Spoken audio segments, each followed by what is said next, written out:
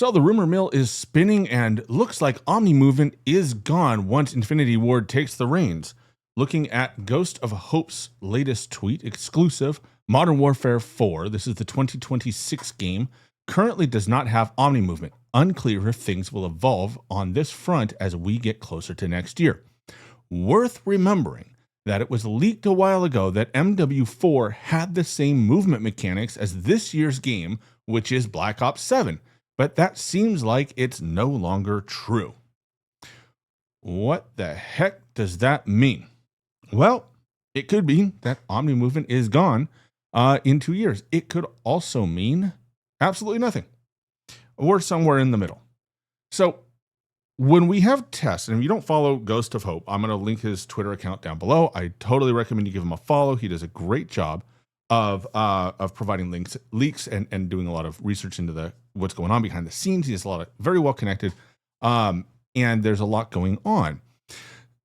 However, when he shares these things, a lot of times what he's sharing is, information leaked out of what are usually playtests, right? So that means somebody gets to play a build of the game and then they turn around and break their NDA and blab about it. And as a result, we, Ghost leaks it and we get to, or Ghost repeats it and we get to hear all about what's coming down the road.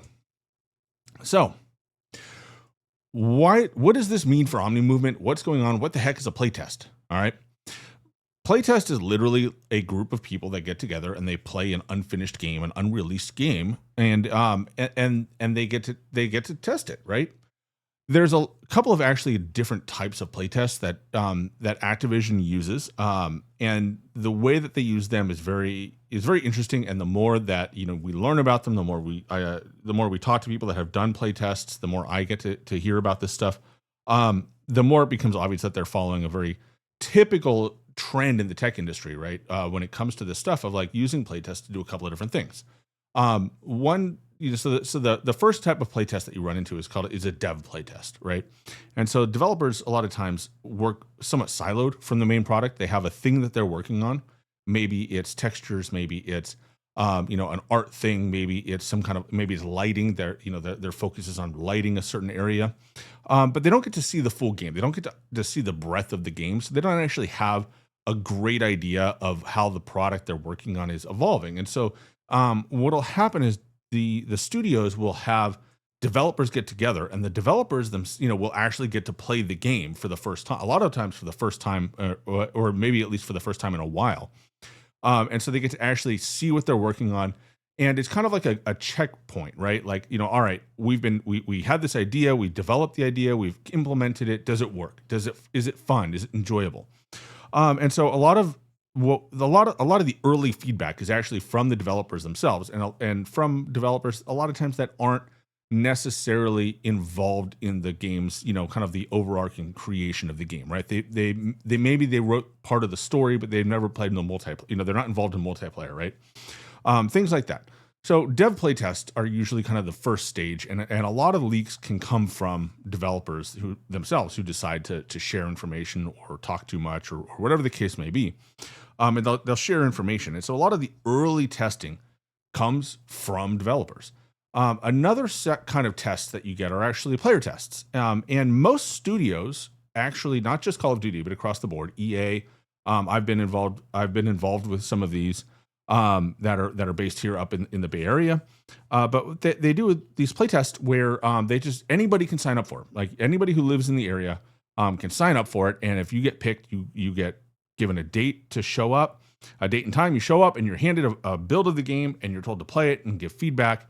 And then you have to promise never to say anything ever again. And so, these player tests are, often sources of information as well. Players will play for a while. They'll tell someone who tells someone, or, they'll get a hold of someone like Ghost of Hope, or they'll get a hold of somebody else and share what they've experienced. And then that gets filtered out. We find out, details, snippets of stuff here and there. And then there's the creator test. And these are the big ones that we hear about. Creator tests are usually, influencers, big time creators, big streamers. They get invited to play. They get invited to play a build of the game, right? It's usually a polished build, although it may also have things they're trying to get feedback on, right? So depending on the studio, depending on the situation, they might say, hey, we want to know what you think about this thing, right? This action, this development, this system we've put in the game, or we're thinking about putting in the game. What do you think about it? And they'll go through and they'll play test it. And a lot of times these play tests are for they're not even for feedback at all, right? They're just to kind of build hype for the game and get people interested. So think about like COD Next, right? COD Next is technically a play test, right? It's basically a beta or an alpha build, right? A late alpha build, and it's designed to kind of have creators be able to get excited about it, to enjoy the game. Maybe gives a little bit of feedback here and there. Whether it gets listened to or not is up for debate. Depends on the studio. But generally, it's kind of it's often a later stage thing, right? Because they want the feedback and they want to get these creators on their side. So it's almost as much an advertising thing as it is a testing thing.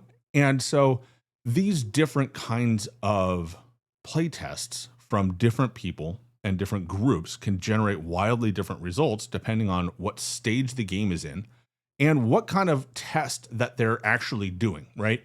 So when people say, oh, there's a play test, there's kind of like this assumption that, oh, all we're doing is, here's the game. We want to know what you think about the game. Tell me, play the game and tell me all of your thoughts, right?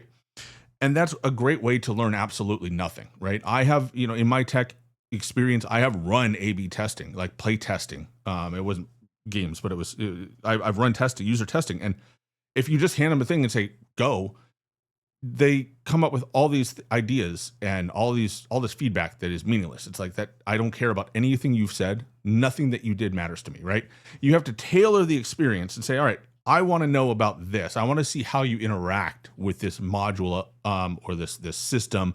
I want to see how you react to this screen versus this screen. And so it'll be very tailored, and what you have access to and what you can do is often limited, right? And it's limited by what you're trying to accomplish, right? So tests come, these tests are have different goals, right? So sometimes it might be a gameplay test, right? Where they just want to see how people play the game, right? They want to get a feel for how, are people picking up on the systems? Are people able to learn the game quickly, adapt to changes they've made, whatever they're doing. And then, so they'll just like play, and then they're watching how well they play the game. That's what they're focused on.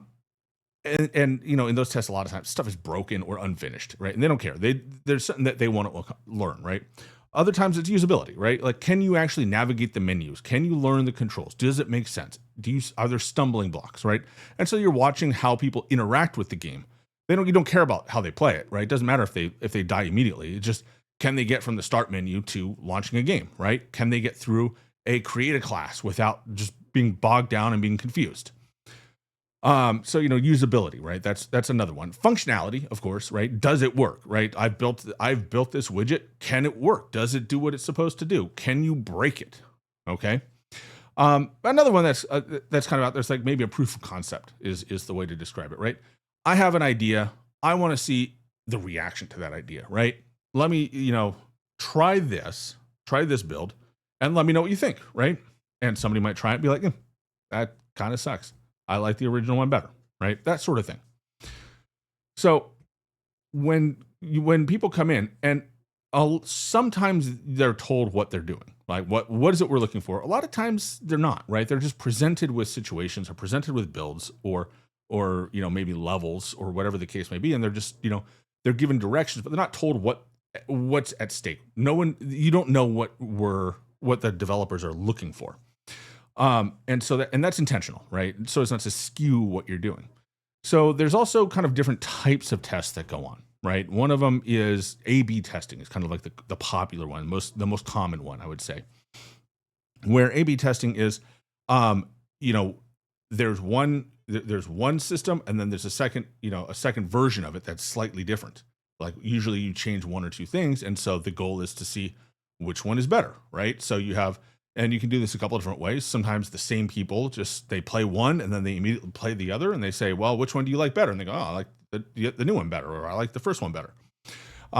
Sometimes they'll have a control group that plays it, right? And they score it, and then they get, a randomized, different randomized test groups that test that test it. So everybody kind of compares different groups of people playing the new thing against how people responded to the first one.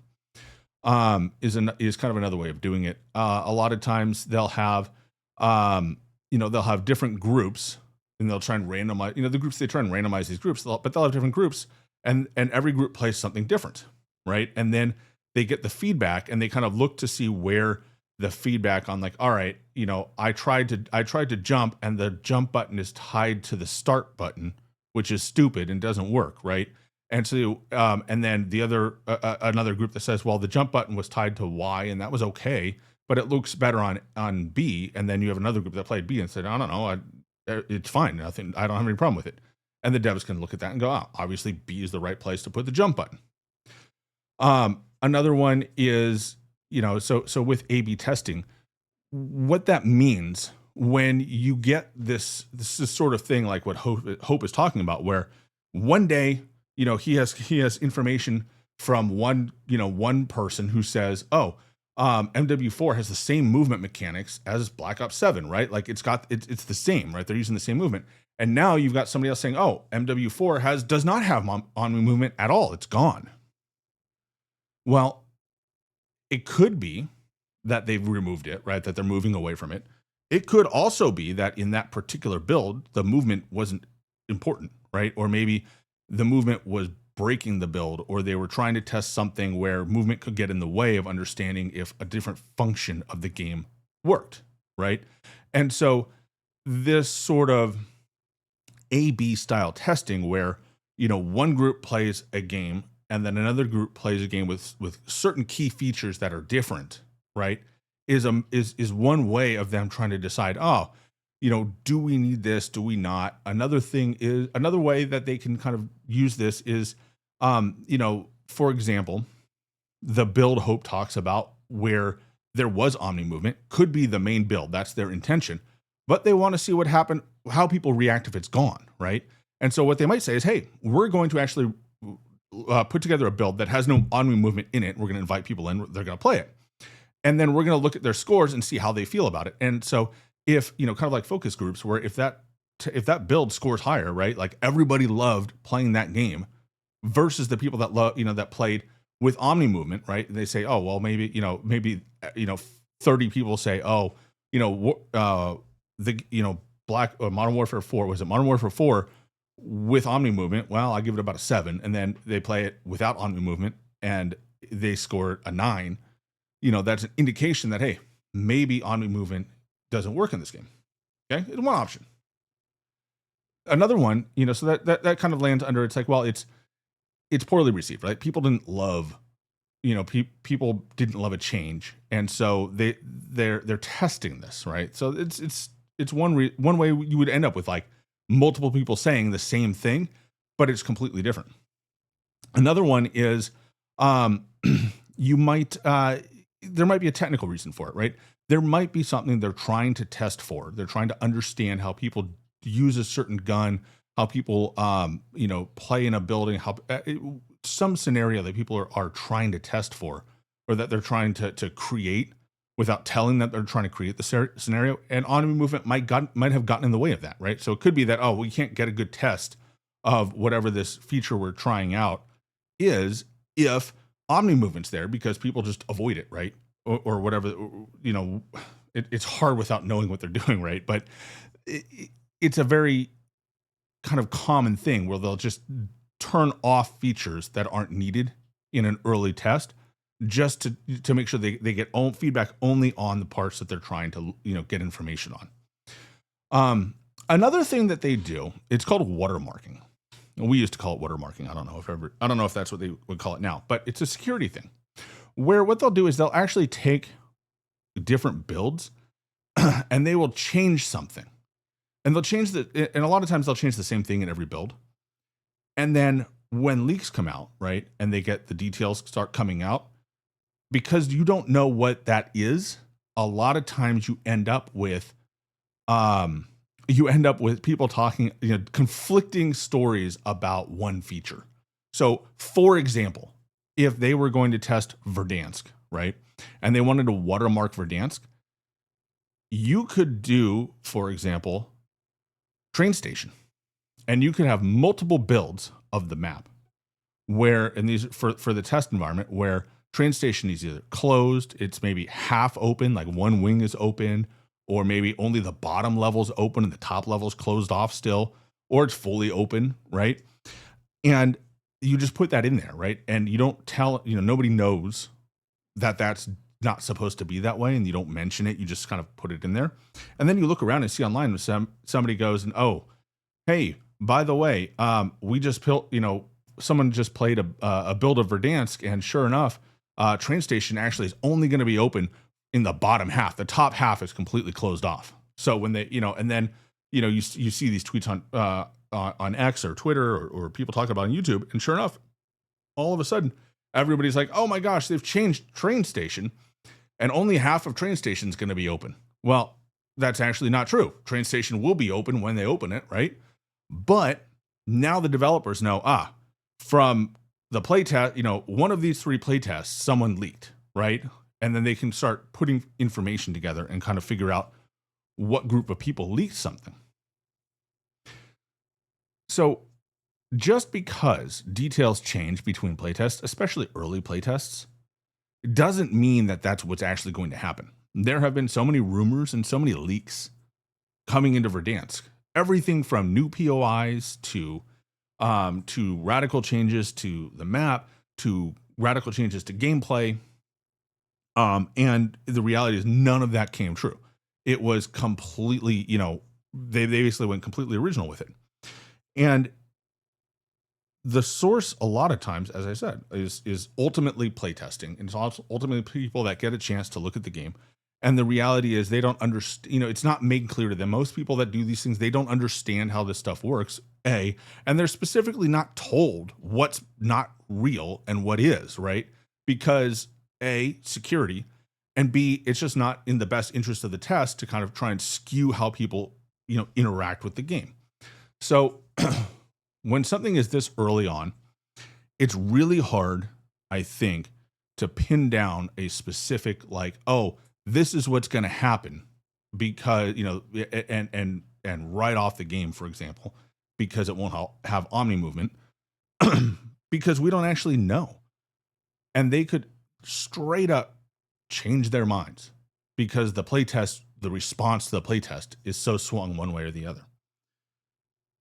So when you hear these rumors, and Hope is a great source for this, don't get me wrong. I love the guy. He's really good about sourcing this information. He has a lot of contacts, really good source for stuff. Just because it comes out and someone plays a map or a game mode or something in a certain configuration with or without certain features doesn't mean that that's how it's going to be on launch day, right? This stuff changes over time.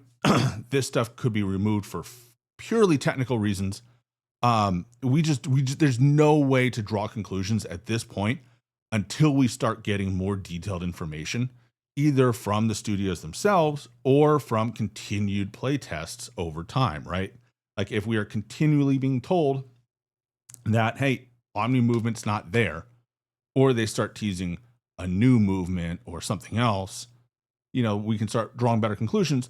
But right now, it's not panic time, right? We're not, we don't know what's going on. We already have conflicting stories, conflicting experiences that people have had. So Modern Warfare 2 or Modern Warfare 4, 2026, we don't know, right? At the end of the day, can't say it's doomed. Can't say it has all these things or doesn't have these things. We're just kind of in a holding pattern. And hopefully, hopefully it'll come out and it'll be a great game. But otherwise, wanted to just share some information on how playtests work, on kind of what it means and or doesn't mean. And hopefully you found this interesting and entertaining. If you do, please, of course, subscribe, like, and ring that notification bell. And I'll catch you on the next one.